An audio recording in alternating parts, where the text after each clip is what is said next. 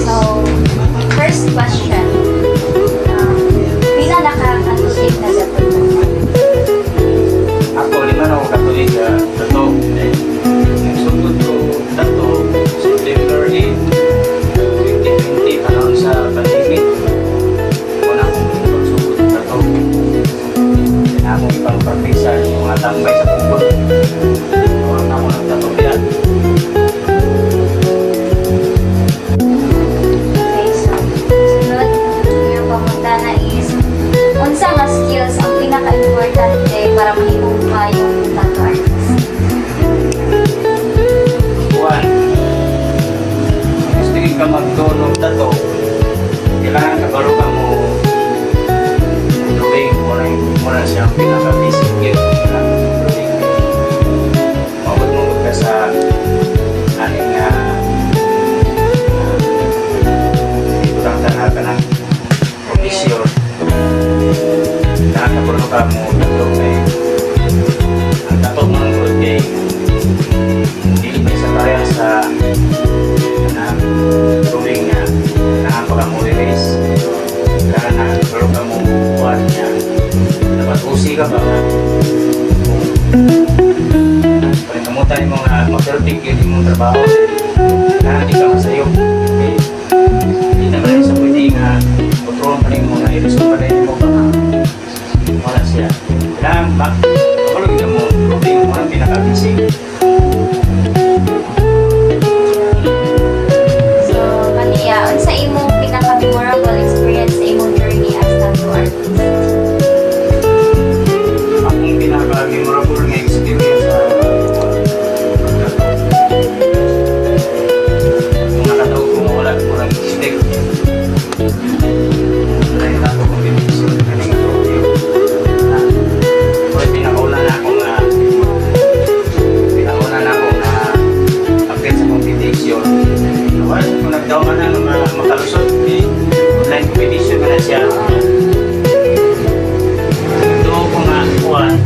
Wala ito ka daw pero expected kayo nakasulot ka na doon ng kuhan. Second place. Motong ginawa na ko na limitan kay pagkasunod. Manang ito kayo tuloy-tuloy na rin akong kuhan ba. Ito na rin yung murag hinaan ako magkuhan. Gabi na man ka og competition di ba yan? Oo, lagi ko competition. Sa una pa ng pandemic, ang competition sa una pa sa pandemic, sa buwan. Online pa. Pero pag-upaw na sa pandemic, wala siya. On the spot, wala siya on the spot ng ginawa ko. So, isa na po na sa imong ginabuhat karon sa inspire ka mag-appeal og competition. Oo, wala na siya. Like unsa imong hangpan ana anong pinaka para mo improve pa or something as imong inspiration na ga-appeal ka og competition? Pero sa buwan, sa ko na, improve, maka-learn ko mga bagong skills. Isip mo yung gugaling mo, kuwasa na taman. Kaya pag hindi mo, dili. Diba? Kawas kasi mong buwan, kawas kasi mong compulsion, kailangan mo kapiri sa buwan. Tulad yan, yung trabaho. Kailangan di ka mag-business yung compulsion. Kapag nag-aaning na punta, i-aaning mo na siya, try na po na ikilay. Rani ako na yung mga lintig na tayo design. Kailangan mabagati mo na siya tanan. So, pagpuan. Kung stira ka sa puan, isa pa puan ka ng palitan isa ka face, moro ni mong gabalan. Mag-isog ka puan. Puwag lintig. Nang meron kayo mo na wala no.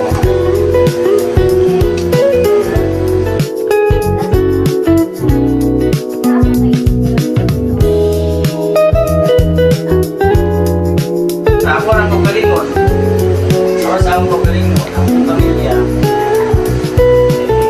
Isa mo po na akong kontra po na ako akong pagalingon. Kailangan na akong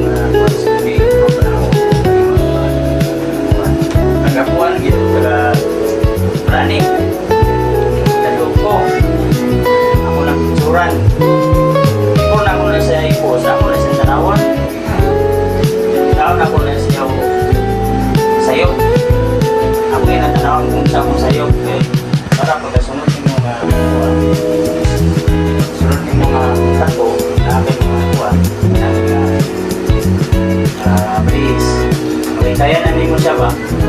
Kaya na mo siya, hindi na mo siya control. Yes, kaya di ako yung makatuon sa mga balay, diba? Pero nakatatog yun ako, natin na sa'yo. Hindi na sa'yo. Mag-perfect siya, permit natin na sa'yo. Kita kita na permit na ako sa'yo. Nani, 4-0. Mag-perfect nga makuha, ito na siya. Lagi na siya ikuan. Makuhan magali ng kuhan, printer, masa'yo magay ng printer. Kuhan na Pwede dito, pwede ma-erase. At least na kuhan base mo. Pangit ang gini ko.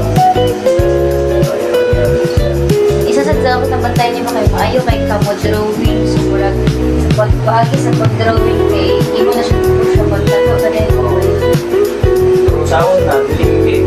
Ako, diligate sa drawing. Ako magulang mo pinag-drawing. So, naranin mo po din mong tukuan. Para tulan mo ko sa una. Pero, kung pwede pa-drawing ko, ma-drawing ko. Diligate yung nga tanong. Karir ginawa ba ka? Ganun na ako sa mag-drawing. Drawing ko, wala. Ako magulang ko. Nanay, ang naiya. Kasi kwato, drawing na siya. Ako wala ko yung karang pa ko na buwan. Karang pa ko na kabalong to. Isig lang yung nabalang daw na. Eh, Nanay maawatan. buwan lang.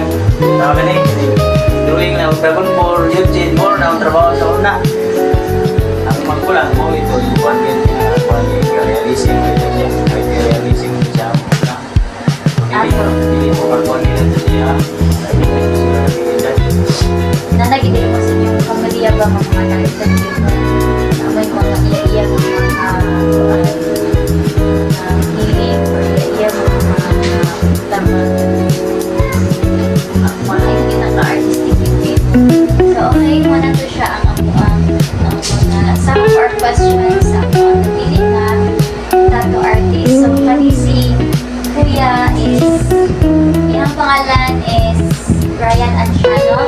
So, isa na din siya sa, known na din siya nga tattoo artist dito sa poblasyon pa sa Pilipinon tungkol sa iyang masyada ng mga tattoo, ng mga work, sa inyong mga makita dito sa iyang location. No? So, daghan na siya og mga naabot, daghan siya og mga trophy, daghan na siya og mga competition na naapilan. So, napo din siya Facebook page. So, pwede na din siya mag-visit